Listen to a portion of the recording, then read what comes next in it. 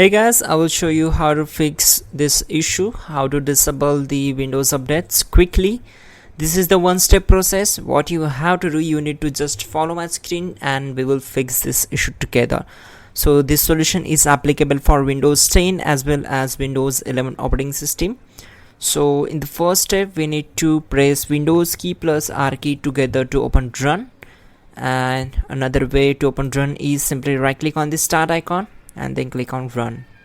Also, another way to open Run is go to search bar, type here RUN Run, then open it. So simply type here services.msc and hit enter. Once we are here, we need to find out the Windows update. So just keep scrolling down until we found it. You can also directly press W key from your keyboard, keep pressing and it will go down automatically. Keep pressing and here we go.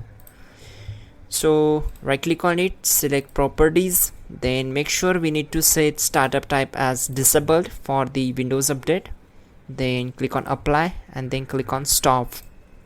It will stop these services. Then click on OK and close this window. So that's it guys, your problem is solved and you're good to go. You can also check out our description link to fix this issue quickly and effectively. There are multiple ways to disable the Windows updates, so go and check out. And yeah, definitely like the video and please do subscribe the channel.